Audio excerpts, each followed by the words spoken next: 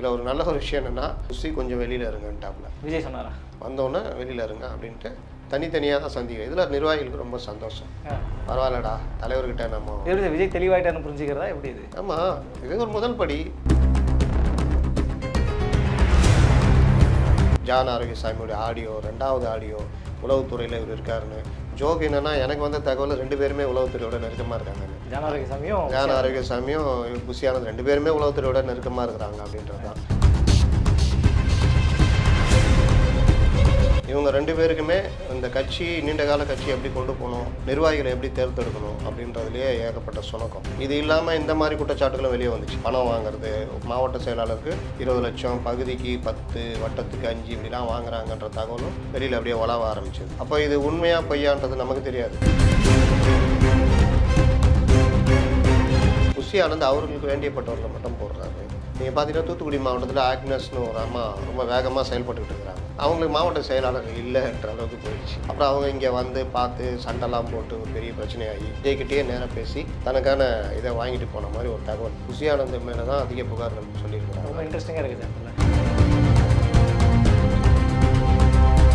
கொள்கை பரப்பு அணியில் இருக்கக்கூடிய தாவைகளை சம்பத்குமார் அவர் என்ன பேசுறாரு அப்படின்னா, அது எப்படி எங்களால் வர முடியும்? கொள்கை பரப்பு அணியில் இருக்காரு. ஆமாம் அப்படின்னு அவர் போட்டிருக்காங்க. அவர் இவ்வளோ நாளாக எங்கே இருந்தார்? ஆட்சியிலும் பங்கு அதிகாரத்திலும் பகிர்வுன்றார்ல விஜய். அங்கே சேர்ந்தா இடதுசாரிகள் வர தயாராக இருக்காங்க. நம்ம கடந்த காலத்தில் விசிகா போகுமான்ற ஒரு விவாதம் நடத்திட்டு நம்ம இப்போ காங்கிரஸ் போகுமான்ற மாதிரி போகும்.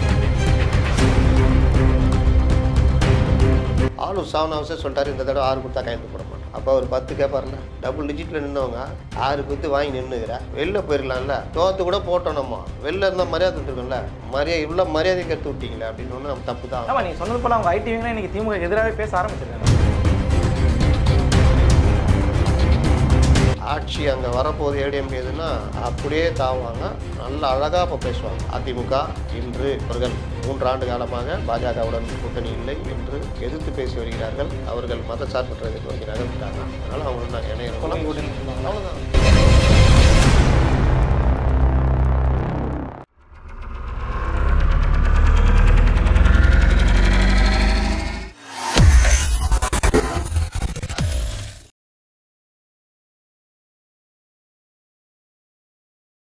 ஐத்தமிழ் நேயர்களுக்கு வணக்கம். இன்றைய நேர்காணலில் நம்மோடு இணைந்திருப்பவர் ஜேர்னலிஸ்ட் முத்தலிஃப் அவர்கள். சமகால அரசியல் நிகழ்வுகள் குறித்து நம்ம பேச இருக்கிறோம். வணக்கம் சார். வணக்கம் சார். தொடர்ச்சியாக இந்த தாவேகாவினுடைய மாவட்ட பொறுப்பாளர் நியமனம் விவகாரம் பேசு பொருளாக மாறி இருக்குது. சமூக வலைதளங்களும் பேசிட்டு இருக்காங்க சார். நான் தாவேகா பற்றி சில கேள்விகளும் இருக்குது. இந்த மாவட்ட நியமனத்தில் நம்ம ஆரம்பிக்கலாம் சார். மாவட்ட நியமனம் எப்படி போய்கிட்டு இருக்குன்றது முதல் கேள்வி. இன்னொரு கேள்வி, ஒரு ஆர்டிக்கல் நான் பார்த்தேன். அந்த ஆர்டிக்கலில் இந்த மாவட்ட பொறுப்பாளர் நியமிப்பதற்கு காசுலாம் வாங்கினா நீங்கள் வந்து தண்டிக்கப்படுகின்ற அளவுக்கு விஜய் பேசுகிறதாவெல்லாம் செய்திகள் வந்திருக்கு. ஒட்டுமொத்தமாக இந்த சம்பவம் எப்படி சார் புரிஞ்சுக்கிறது? அதாவது கட்சியை ஆரம்பித்த பிறகு ரொம்ப ஸ்பீடாக போகணும்னு எதிர்பார்த்த இடத்துல அப்படியே தான் ஒரு மாதிரி தான் போச்சு. இந்த நேரத்துலாம் மாவட்ட நிர்வாகிகள் நியமித்து முடிச்சிருக்கணும். ஆனால் வந்து ஒரு பெரிய அளவில் இல்லை அப்படின்றது காரணம் புஷி ஆனந்துக்கும் ஜான் ஆரோக்கியசாமிக்கும் இடையே உள்ள அந்த பனிப்போர் ப்ளஸ் இவர்கள் தங்கள் இஷ்டத்துக்கு நடந்து கொள்கிற விதம். இவங்க 2 பேருக்குமே இந்த கட்சி நீண்ட கால கட்சி எப்படி கொண்டு போகணும், நிர்வாகிகளை எப்படி தேர்ந்தெடுக்கணும் அப்படின்றதுலேயே ஏகப்பட்ட சுணக்கம். இது இல்லாமல் இந்த மாதிரி குற்றச்சாட்டுகளும் வெளியே வந்துச்சு. பணம் வாங்குறது, மாவட்ட செயலாளருக்கு 20 லட்சம், பகுதிக்கு 10, வட்டத்துக்கு 5 இப்படிலாம் வாங்குறாங்கன்ற தகவலும் வெளியில் அப்படியே வளர ஆரம்பிச்சது. அப்போ இது உண்மையாக பொய்யான்றது நமக்கு தெரியாது.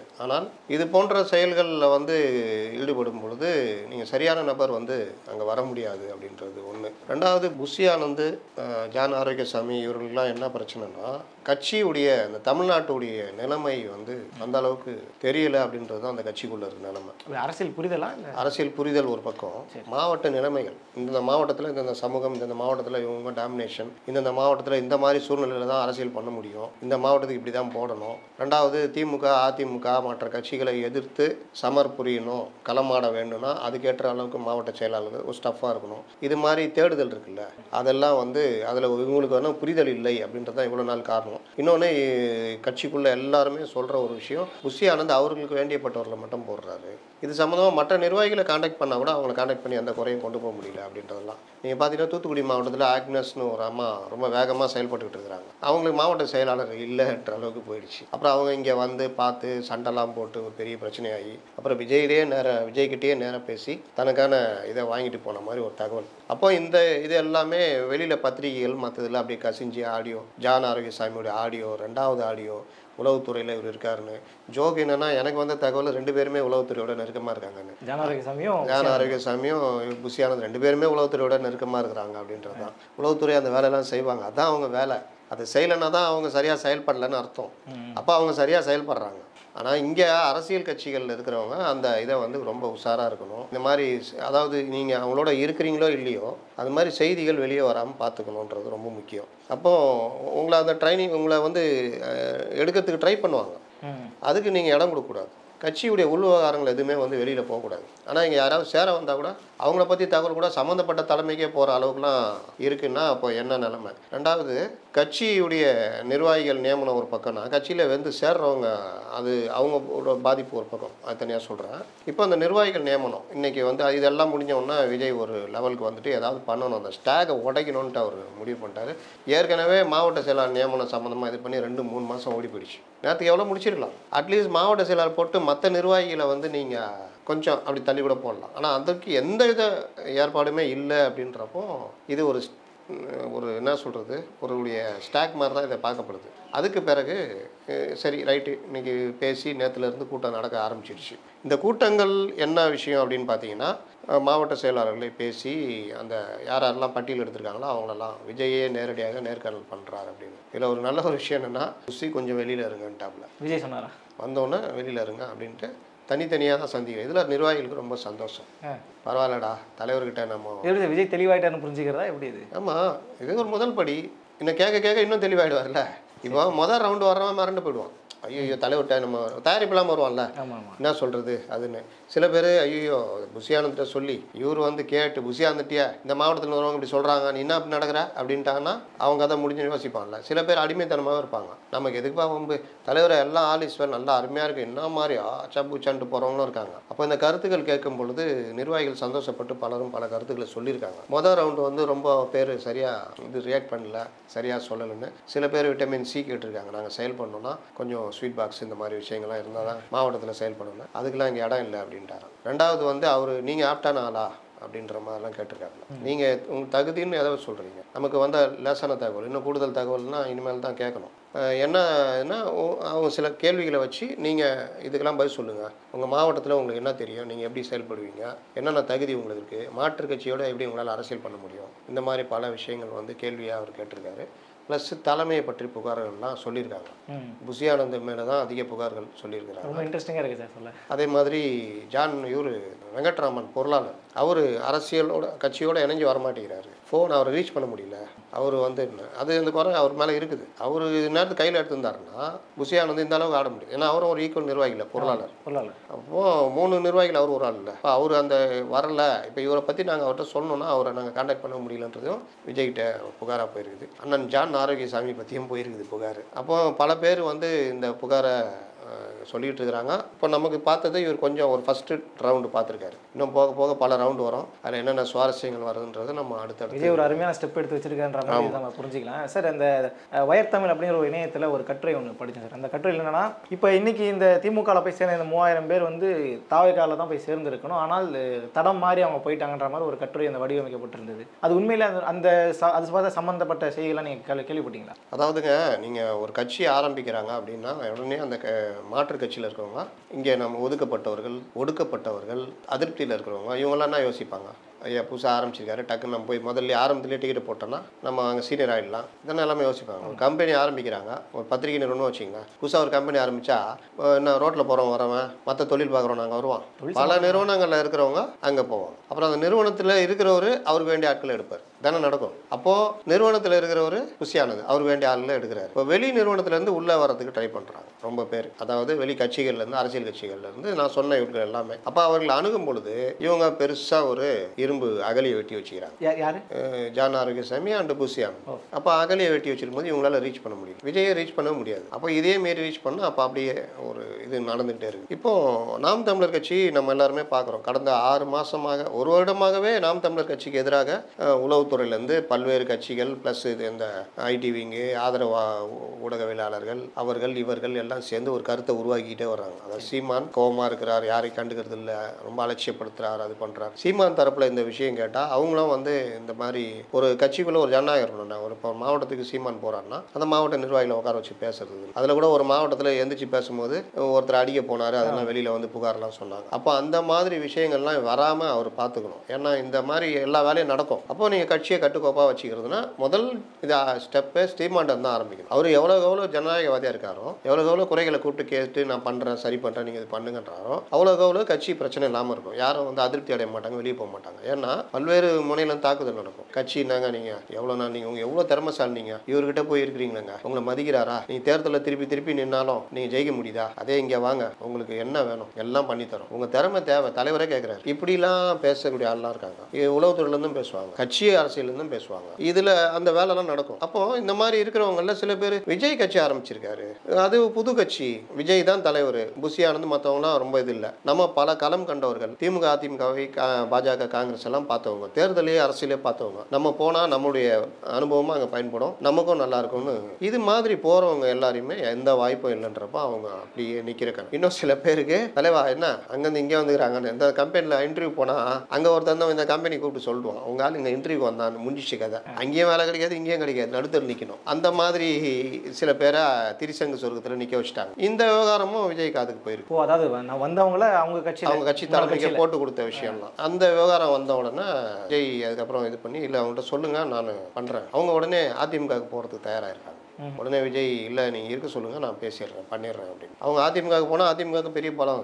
அப்போ அந்த நபர் 2 பேர். அப்போ இந்த விவகாரம்லாம் பார்த்தீங்கன்னா இவர்கள் கட்சியை வளர்க்கிறார்களா அப்படின்னு பார்த்தா அதற்கான எந்த ஏற்பாடும் இல்லைன்றதான் நான் இந்த 10-15 நாளாக விசாரிக்கிற வகையில் தெரியுது. அப்போ இது வந்து இந்த கட்சிக்கு அழகு இல்லை. இன்னொன்று இப்போ மாவட்ட இது நான் சொன்னேன்ல, இந்த இதில் கொஞ்சம் உண்மைகள் அவருக்கு தெரியும், விஜய்க்கு இப்போ தெரிய வரும். கீழே இருக்கிற எல்லாருமே இப்போ இந்த ரவுண்டு போனவங்களாம் என்ன பண்ணுவாங்க, தலைவர் கேட்க ஆரம்பிச்சிட்டாரு, தனியாக கேட்குறாரு அப்படின்னா அடுத்த ரவுண்டு நல்லா பக்காவா ரெடி பண்ணிட்டு வரோம். தலைவரை நான் சொல்றது கொஞ்சம் தான் இதில் இருக்குது பார்த்துக்குங்க, அவ்வளோ மேட்ரு இருக்குதுன்னு எல்லா பற்றியும் தகவல்லாம் போகும். அப்போ அது ஒரு பக்கம் விஜய்க்கு கிடைக்கும். அதை வச்சுக்கிட்டு அவர் இந்த கட்சி அமைப்பை எவ்வளவு ஸ்ட்ராங் பண்ணணும். அதாவது நான் ஏற்கனவே அடிக்கடி சொல்லுவேன், உங்களுக்கு ஒரு மனிதர் எவ்வளோ விசுவாசியாக இருந்தாலும் அவர் கட்சி வளர்ச்சிக்கு தடையாக இருந்தாருன்னா அவரை நீங்கள் வைக்க வேண்டிய இடத்துல தான் வைக்க. எனக்கு விசுவாசி இல்லை, நல்ல மனிதர் விசுவாசி, அவருடைய உழைப்பை மறுக்கவே முடியாதுன்னா அந்த உழைப்பு எதற்கான உழைப்பு, மன்றத்துக்கான உழைப்பு பெஸ்ட்டு அப்படின்னா மன்றத்துக்கு அவர் ஓகே. அவரை கொண்டு வந்து அவரால் முடியாத ஒரு இடத்துல உட்கார வச்சா இந்த குழப்பத்தை தான் அவர் ஏற்படுத்துவார் அப்படின்றதான் ஒன்று. இன்னொன்று இப்போ இந்த இதில் சொன்னால கட்சியில் சேர முடியாதவங்க தவிச்சிட்டு இருக்கும்போது அவங்களே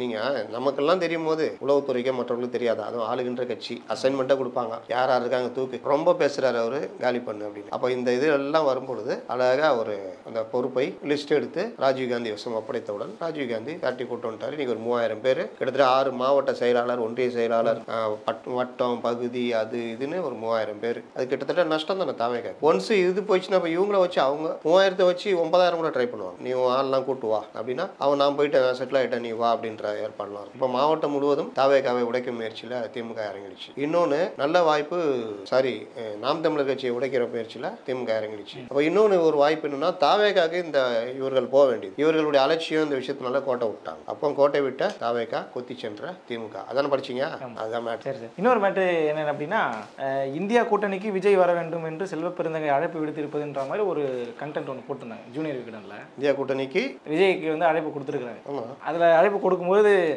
காங்கிரஸ் சார்ந்தவர்கள் நல்லது தானே, அவரும் ஒரு நம்மள மாதிரியான கருத்தில் தானே இருக்கின்ற மாதிரி சொல்கிறாங்க. அதே டைமில் கொள்கை பரப்பு அணியில் இருக்கக்கூடிய தாவைகளை சம்பத்குமார் அவர் என்ன பேசுறாரு அப்படின்னா அது எப்படி எங்களால் வர முடியும், கொள்கை பரப்பு அணியில் இருக்காரு ஆமாம் அப்படின்னு அவர் போட்டிருக்காங்க.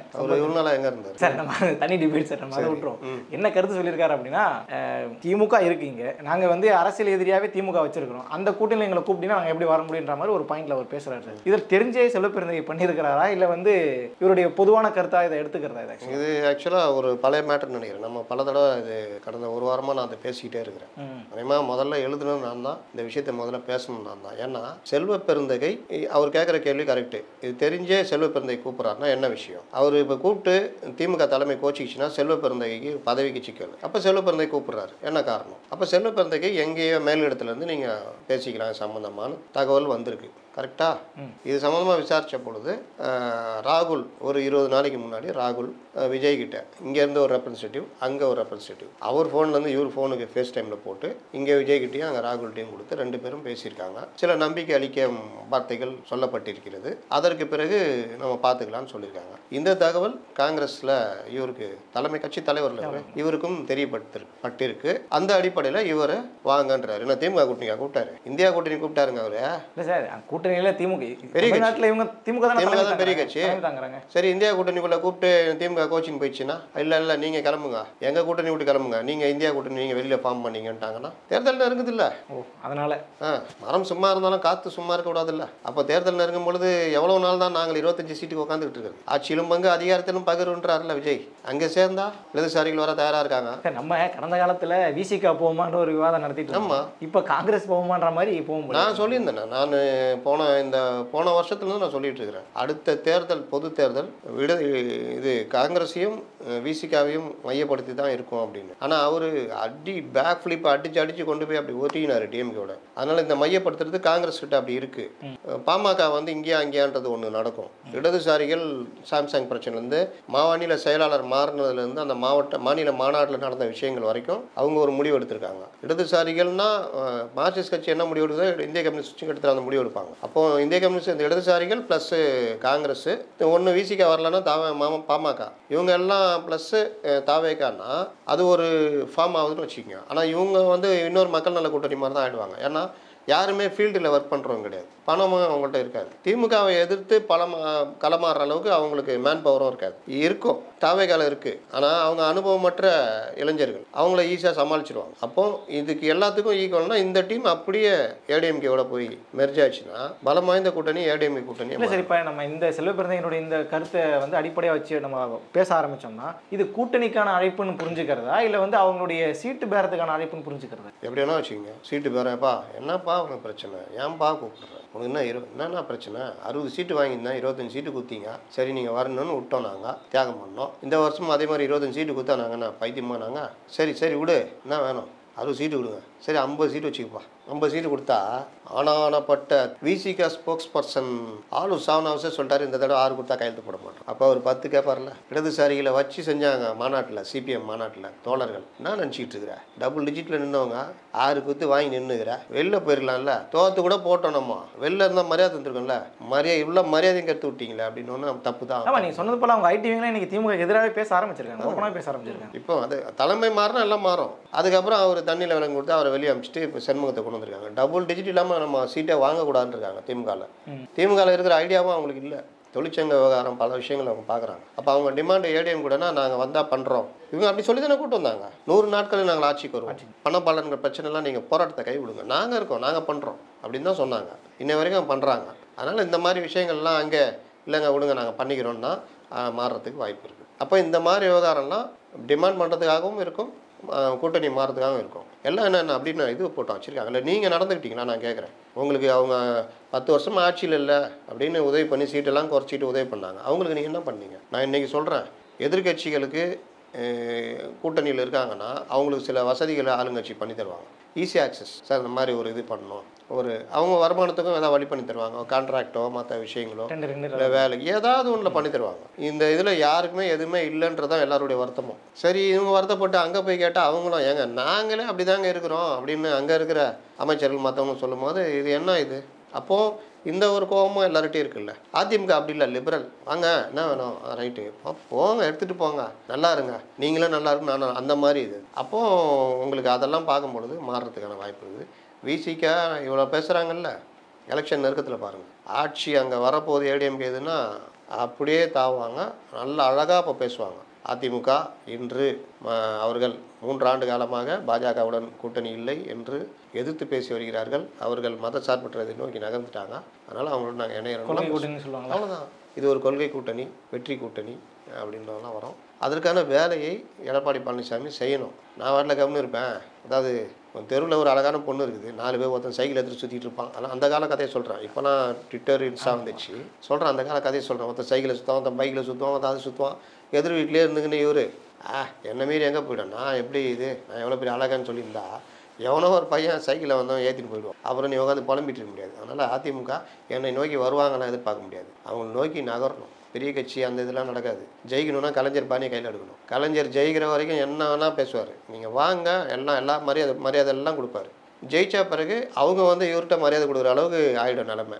ஆனாலும் அவங்கள மதிப்பார். அந்த நேரத்துக்கு எப்படி போகணுன்னு அவருக்கு தெரியும். அந்த டாக்டிக்ஸு எடுக்கணும் கையில். பார்ப்போம்.